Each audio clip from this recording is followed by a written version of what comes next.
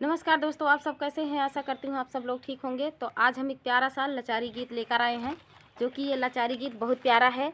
जब दशरथ जी को 4 ललना होते हैं, राम लक्ष्मण भरत शत्रुघ्न, जब चारों ललना जिस घर में जन्म लिए तो उसकी खुशियाँ देखो कितना सुंदर लगता है। और पूरे अवध नगरिया में इतना शोर होता है और इतनी खुशियाँ छाई रहती हैं। तो आप लोग इस गीत में दशरथ जी की खुशी और अवध नगरिया की खुशी इस गीत में आप लोग सुनिएगा। तो चलिए सुनाते हैं ये प्यारा सा लाचारी गीत। खुश भइले दशरथ के मनवा, जन्म लिहले चारऊ ललनवा। खुश भइले दशरथ के मनवा, जन्म लिहले चारऊ ललनवा। चारऊ ललनवा हो चारऊ ललनवा, चारऊ ललनवा हो चारऊ ललनवा।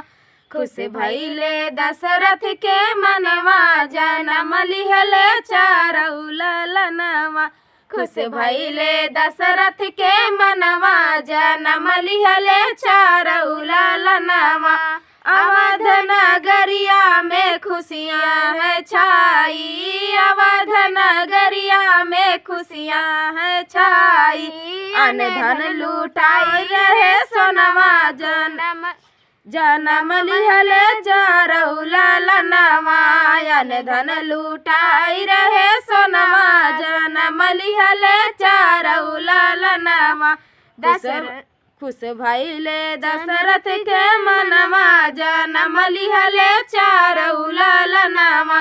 खुश भइले दशरथ के मनवा, जन्म लिहले चारऊ ललनवा। दशरथ के अंगना में छाई खुशहाली, दशरथ के अंगना में छाई खुशहाली। बाज रहा बरहु बाजनवा, जन्म लिहले चारऊ ललनवा।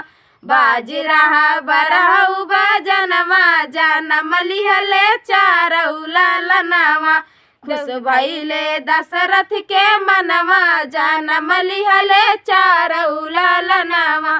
खुश भइले दशरथ के मनवा, जन्म लिहले चारऊ ललनवा।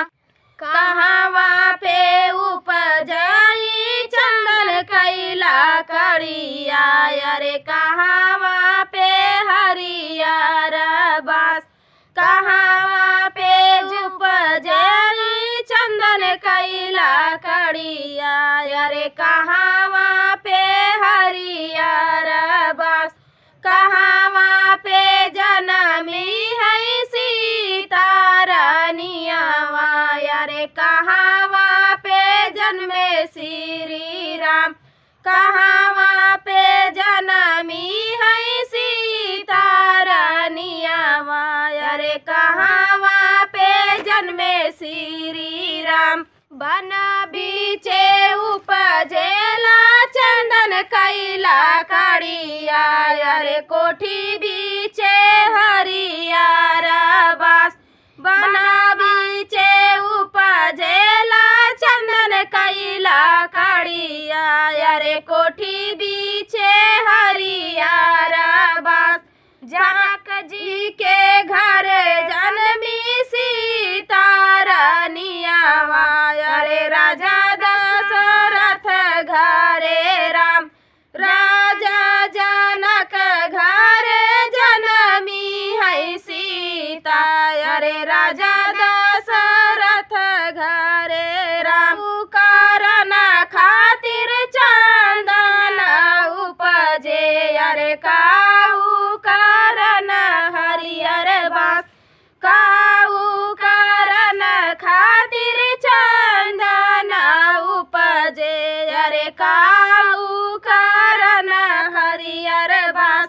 काऊ कारण खातिर सीता जी जनमी, अरे काऊ कारण श्री राम।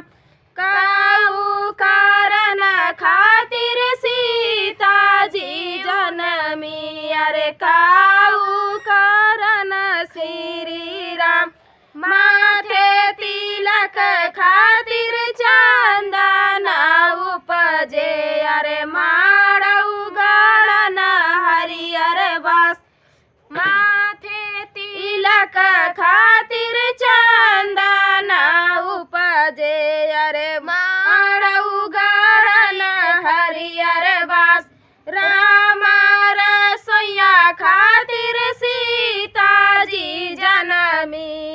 धनुष तोड़न श्री राम।